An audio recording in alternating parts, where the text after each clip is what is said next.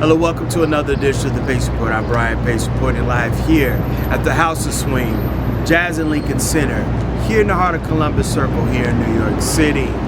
Tonight here on the Pace Report, you're going to see highlights of composer, pianist, and educator Helen Sung perform with her big band, performing music from her new album Oracles, which is now available on Sunnyside Records. Now this album has a spectacular big band as well as rhythm section, including Helen Sung on piano, Vincente Archer on bass, Adam Cruz on drums, and Samuel Torres on percussion. Now tonight is the very first night that Helen has played this music for the New York audience. In fact, she's had a couple of dates where this music has gone off very well in some of the concert halls across the country.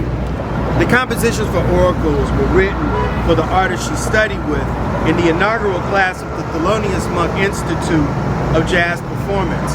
And those guys include the great Clark Terry, Ron Carter, Jimmy Heath, Wayne Shorter, Kenny Barron, Herbie Hancock, and Sir Roland Hanna, just to name the many endless few.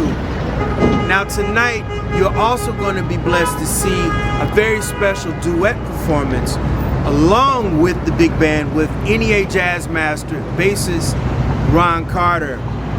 Now tonight I had a chance to sit down and break bread with Helen to reflect on the elders who helped her find her voice as a composer, her role as a big band leader and composer, and why she felt that it was very important to do a project as big and courageous and bold.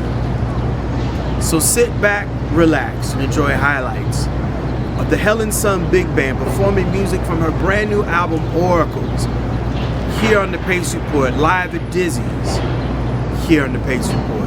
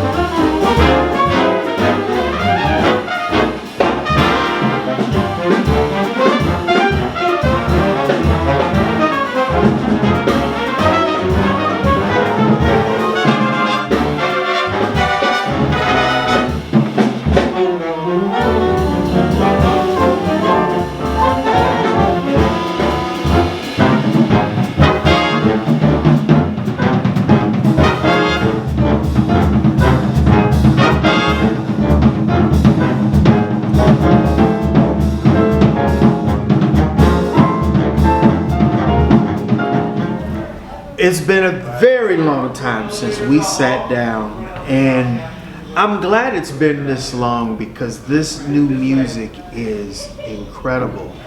Oracles is, you say, your first and last big band project. Explain, because this is some beautiful music. Oh, well, I say it kind of in jest, but kind of serious too. I mean, big band is such a, it's gigantic endeavor in so many ways, and to write the music and arrange it, it's such a, I don't pretend to be anything other than a beginner, and I've had the help of so many incredible people. One of the people I shouted out to, Alan Ferber, these are people who really know how to write. So I'm just, it's like how I've done composing just by trial and error, and I'm just so grateful that there were people who were willing to lend a hand, and the BMI Jazz Composers Workshop is also a huge opportunity where I got to workshop a lot of this music and get to play it. So tonight is just, it's a product of many people's just endeavors and, and just their contributions, so I'm very grateful. Now, we sit here at Dizzy's, but from my understanding, I did a little research on this. The first time you wrote for big band was for a McCoy Tyner arrangement at Jazz at Lincoln Center, is that true? Well, I had already been taking that BMI Jazz Composers Workshop, so I had been, writing pieces, and that, I think it was 2016. They asked me to play as part of their season opener. They had a program called a handful of keys, and it was like 5 or 6 pianists to each guest with the orchestra, and I guess by the time they called me, like all the usual characters had been, because we would play a piece by a famous pianist from the jazz canon, and so everybody was taken. Thelonious Monk was taken, Bud Powell was taken, Wynton Kelly. So I love McCoy Tyner, so I said, hey, do you guys have any, I'd like to do McCoy Tyner, and they're like, well, actually, we don't have any arrangements of his pieces, so, I just opened my big mouth and said, I'll write it. So yeah, that was the first one that was like performed in that kind of amazing setting. Now, tonight, music fans, both shows are sold out, by the way, guys. This is the first time people heard this music, and when you're writing for trombones and trumpet and baritone sax and bass and drum, you've expanded what you would normally do in your trio, in your quartet. Oh, definitely. How hard was this, putting your head to putting all this music to these musicians? I think when I set my mind to doing something, I just put my head down and just go for it. And like I said, it was so much work. It was crazy. Like, it's an incredible stretching, learning, growing experience that I'm so grateful to have gone through. I can't, it's like, it seems like a blur now, but it was just really building it brick by brick. What is very important about this recording, Oracles, is that every composition you wrote was homage to the great jazz masters. Explain the compositions and the musicians that you paid homage to. Well, these were all masters that I actually personally intersected with at the Thelonious Monk Institute of Jazz Performance. It's called the Herbie Hancock Institute now, and that's where I had my formative jazz training. So each person I wrote a piece for, I got to know, I got to learn from, I got to study from. In some cases, I got to perform with them and play in their bands. So I feel really lucky because not everybody has had the chance to really get to know that very special generation of artists who were there helping to create this music in real time. And I feel like jazz is such a tough thing to stuff into a school curriculum, right? A standardized type of thing, because it's a personal, improvisatory music, and these masters, they didn't just teach me technical information, they imparted their lives to us, their energy, their time. They told us incredible stories. They made us cry when we needed to, hurt our feelings a little bit, because they really loved, they risked their lives for this music, really, and they wanted us to get it because they loved us enough to tell us the truth. So I just am so appreciative. Now, the masters that we are talking about in these compositions, we're talking about Clark Terry, Jimmy Heath, Wayne Shorter, Kenny Barron, Herbie Hancock, Sir Roland Hanna, and tonight's special guest. He was you were his mentee. He's a great mentor. He still is a mentor to great people. NEA Jazz Master Ron Carter. Tell me what Ron means to you as a musician, and why is Ron so special to this whole project? Well, he revolutionized bass playing. His bass lines are, unparalleled.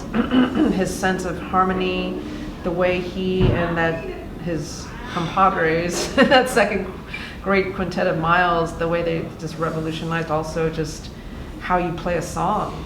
He was telling me that he would play the third of a chord rather than the root, and then they would say, well, what happened if that was the root? And then he was explaining how he had a way of telegraphing when things were going to start shifting and changing. It's just, he's remarkable. He's the greatest, and he is very important to me because at the Monk Institute, he was artistic director when I was a student there. And at the beginning of the program, he said to all of us, to the 7 students who were in the program at that time, that if you want to find a voice in this music, you have to write your own music. So that's, I never thought about writing music, but after that, each time he came through, which was about every 2-3 weeks, we had to have a new piece ready for him. And so that was quite an experience, getting your piece dissected every other week by Ron Carter. He's played on thousands of recordings, played on every type of tune imaginable and then some. So what a great teacher.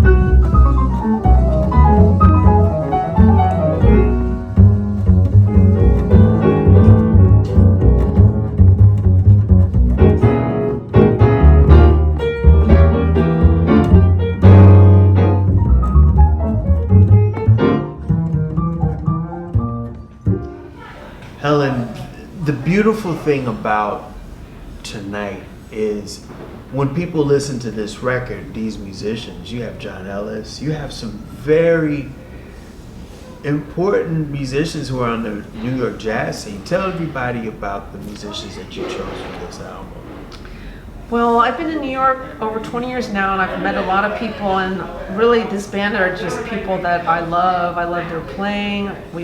I've played with almost all of them in some other settings. You know, John Ellis has been in my band for many years. Scott Robinson, I play in his band. Tatum Greenblatt, edit this right. Yeah. Tatum Greenblatt and Alex Norris, we play in the Mingus Big Band together.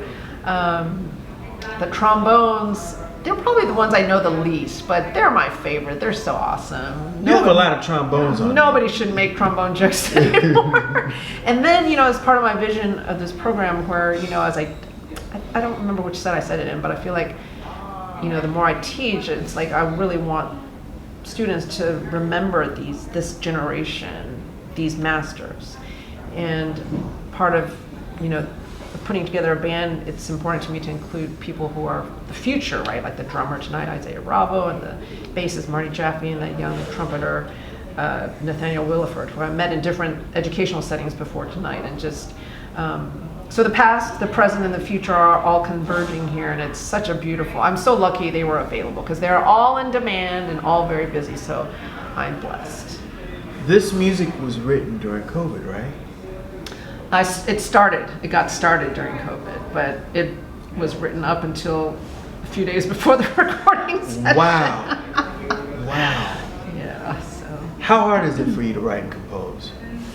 It's hard. I'm the type of, it takes me a long time. Some things come easier than others, but it's just, I'm a tinkerer. So I'm always refining, like it always takes a few performances before I really feel a piece has reached its final form. So I'm very grateful for the opportunities I've had to workshop the music so that it could be, you know, a music piece I feel like is never finished, especially in jazz, but this is like a good landing spot. How did you give yourself space for Helen to play and then the band to correlate and also forge with what you're doing on the keys? I don't know, it's hard. You know, I remember a few days, maybe it was like a week before the recording, I was like, I better start practicing this music or I'm not gonna be able to play it on my own recording.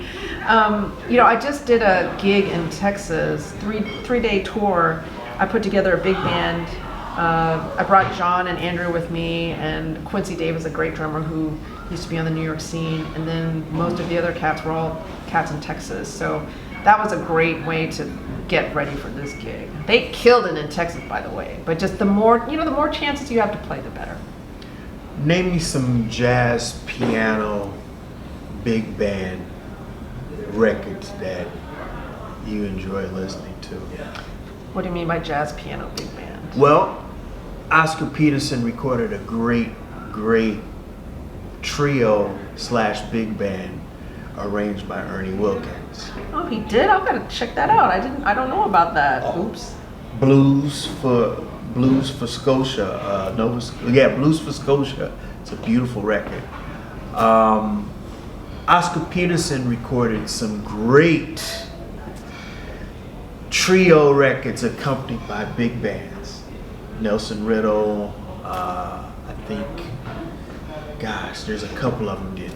Were there some jazz, piano, big band records that you listened to when you were doing this or writing? You know, several people have asked me who were my influences, and I have to say the main one is Charles Mingus. Because I played in the Mingus Big Band for many, many years. I first started back in 2007, I think it was.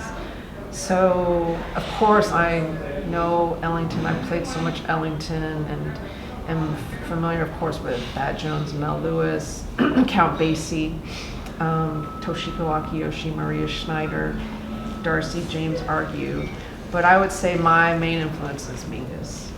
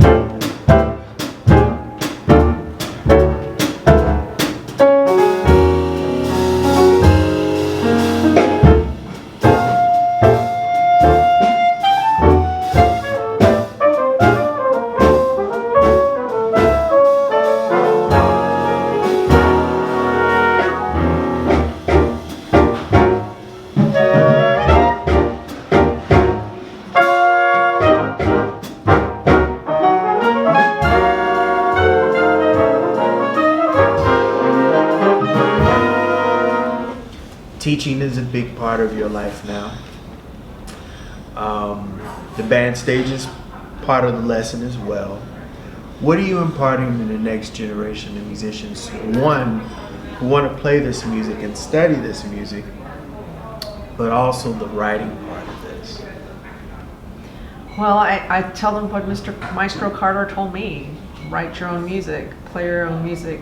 At the same time, I tell them what all the masters said, you know, I want you to know and love the tradition, you know, because it's so important to have that foundation. But at the same time, you do that with the aim eventually of finding your voice. And importantly, I feel students today, they face a lot of challenges in this, the climate. I feel like everything is geared toward now, fast.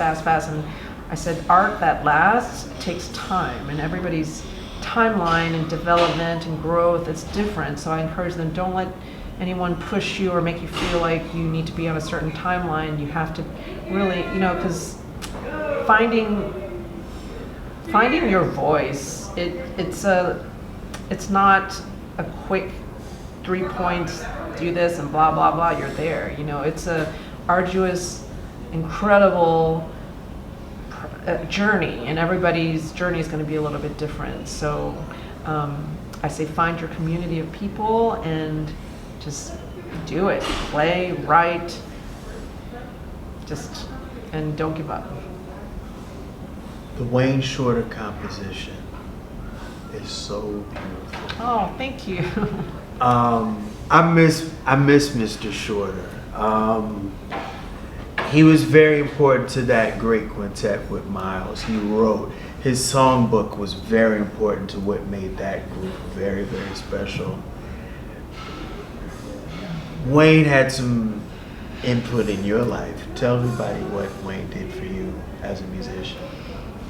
Well, I was so lucky when I was still a student in the Monk Institute. They put us on tour with Herbie and Wayne. So that was crazy just to hear that sound live on the stage. And then I got to do some playing with him and hanging out with him. And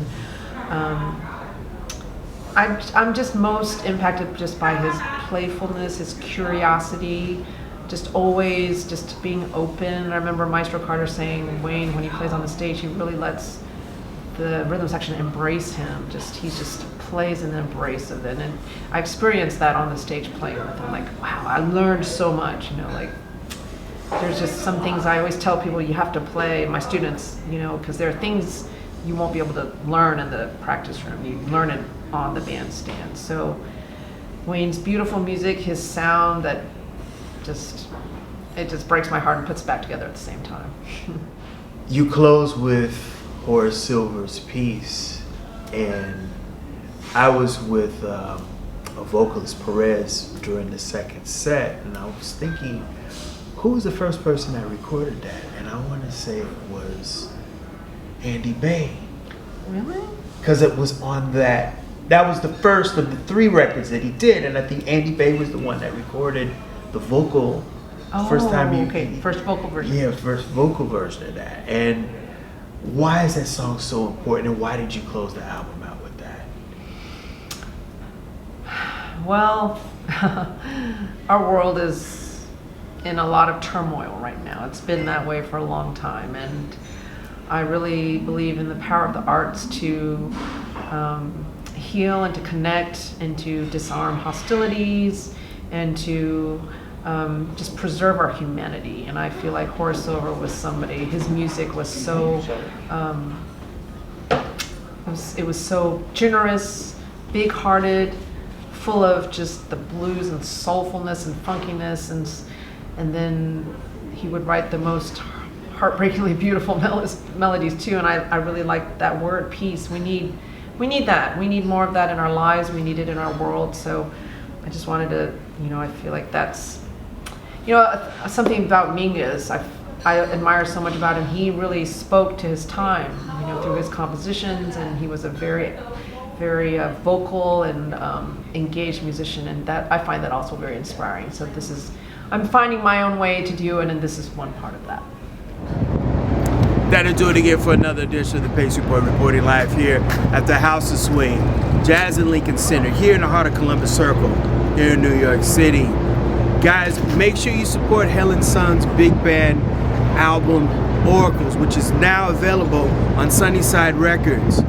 For more information on our upcoming club and tour dates, as well as the order Oracles, please visit her online at helensung.com and follow her on social media by way of Instagram, Twitter, and Facebook. Also, I'd like to personally thank the staff and management here at Dizzy's and Jazz at Lincoln Center for their warm hospitality. As always, people, I can't stress this more than enough. Please like, share, and subscribe to my videos here on YouTube and Vimeo, as well as follow me on social media by way of Instagram, Twitter, Facebook, and TikTok. Until next time, remember, if it's in the groove, it'll make you move. Until next time, peace.